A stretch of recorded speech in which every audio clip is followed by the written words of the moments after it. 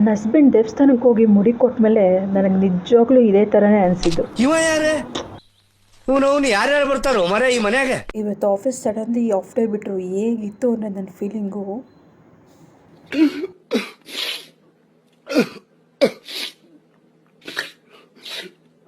ಅಂತೂ ಇಂತೂ ಫ್ರೆಂಡ್ಸ್ ಜೊತೆ ಪಿಜ್ಜಾ ತಿನ್ನಕ್ಕೆ ಬಂದೆ. ಹಾಗೆ ನನ್ನ ಫ್ರೆಂಡ್ ಕೀ ಎತ್ಕೊಂಡ್ಬಿಟ್ಟೆ. ಅವಳ ರಿಯಾಕ್ಷನ್ ನೋಡಿ.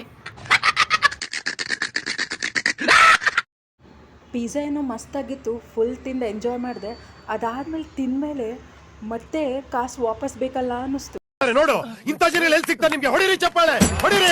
ವಾಪಸ್ ಬರಲ್ಲ ಅನ್ನೋ ಬೇಜಾರಲ್ಲಿ ಮನೆಗೆ ಹೊರಡ್ತಾ ಇದ್ದೆ. ಇವತ್ತು ಖುಷಿ ಏನಂತಂದರೆ ಬೆಳಕಿದ್ದಾಗೇ ಮನೆಗೆ ಹೋಗ್ತಾ ಇದ್ದೀನಿ ಅನ್ನೋ ಖುಷಿ. ಅಷ್ಟೊತ್ತಿಗೆ ನನ್ನ ಹಸ್ಬೆಂಡ್ ಸಹನೂ ಬಂದಿದ್ದರು. ನೋಡಿ ಯಾವ ರೇಂಜಿಗೆ ಬಿಲ್ಡಪ್ ಕೊಟ್ಟಿದ್ದೀನಿ ನನ್ನ ಹಸ್ಬೆಂಡ್ಗೆ ಅಂತ.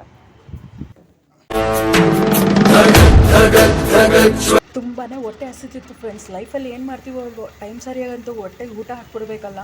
ಟೇಸ್ಟ್ ಅಂತೂ ಅನ್ನಕ್ಕಂತೂ ಯಾವ ಥರ ಟೇಸ್ಟ್ ಇತ್ತು ಅಂದರೆ